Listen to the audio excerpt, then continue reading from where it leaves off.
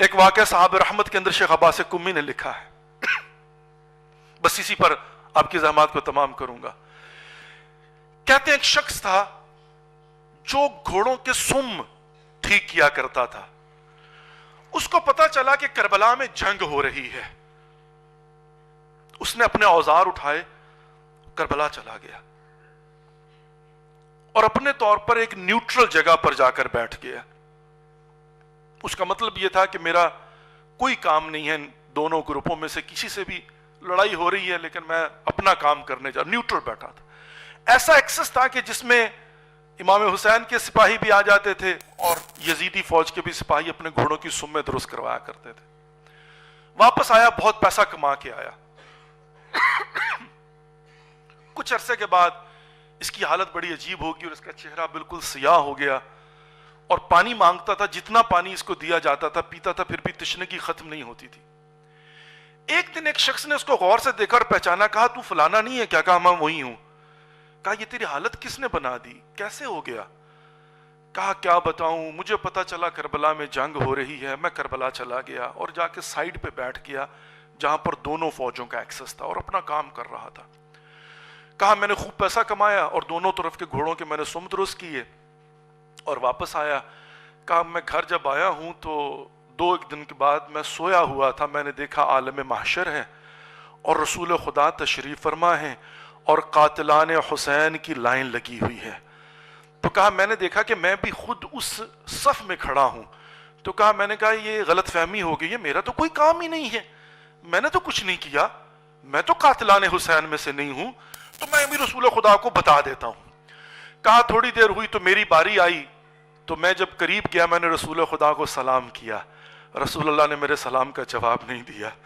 کہ میں نے کہا یا رسول اللہ خدا کی قسم میرا کوئی قصور نہیں ہے، میں جنگ کرنے نہیں گیا تھا، میں تو کمائی کرنے گیا تھا، میں سائیڈ پہ بیٹھا تھا، مجھے کیوں آپ نے یہاں پر لا کر کھڑا کر دیا ہے؟ تو کہتا ہے کہ ایک مرتبہ رسول خدا نے میری طرف غور سے دیکھا اور کہا دیکھو تمہارے جرائم بہت لمبے ہیں۔ کہا سب سے پہلی بات، کیا تو نے میرے حسین کی صدائے حل من ناصر ینصرنا نہیں سنی تھی؟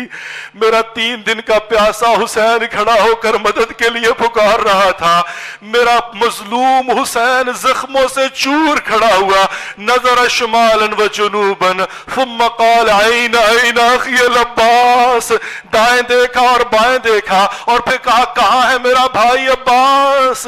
عین عین ابن علی الاکبر، کہاں ہو میرے بیٹے علی اکبر؟ اور جب حسین کو نہ عباس نظر آئے نہ علی اکبر نظر آئے تو کہا تھا نا حل من ناصر ینصرنا، کہا تو کیسا نیوٹرل تھا، میرے حسین کی صدائے استغاثہ بلند ہو رہی تھی اور تو بیٹھا سنتا رہا۔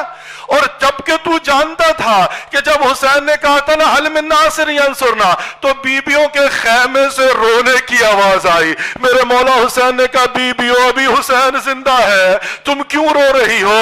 کہا مولا جب سے آپ نے استغاثہ بلند کیا ہے اصغر کو جھولے میں چین نہیں ہے۔ کہا میں سمجھ گیا، اصغر کہہ رہا ہے بابا ابھی تو میں زندہ ہوں، آپ کیوں دوسروں کو مدد کے لیے بلا رہے ہو؟ اجرکم اللہ، اجرکم اللہ۔ کہا تم نے سنا نہیں تھا؟ کہا ہاں مولا سنا تو تھا۔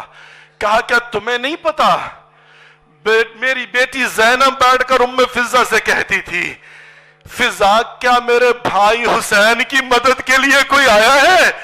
اور فضہ کہتی تھی نہیں شہزادی، بلکہ فوج یزید میں اضافہ ہو رہا ہے۔ اور ایک مرتبہ آ کر فضہ نے کہا شہزادی حسین کا دوست حبیب آیا ہے، تو شہزادی نے کہا تھا فضہ جلدی سے جاؤ حبیب سے کہو بہن زینب سلام کہہ رہی ہے۔ اور جب حبیب نے یہ سنا تھا نا سرزمین کربلا پہ بیٹھا خاک اٹھا کے سر میں ڈالی، کہا نوبت یہاں تک آ گئی ہے، زینب مجھے سلام کہہ رہی ہے۔ اجرکم اللہ۔ کہا کیا تمہیں نہیں پتا میرے بچے ڈر رہے تھے، میرے بچے گھبرا رہے تھے، اور تو بجائے اس کے کہ آ کر حسین کے خیمے میں بیٹھتا تو نیوٹرل ہو کر بیٹھا ہوا تھا۔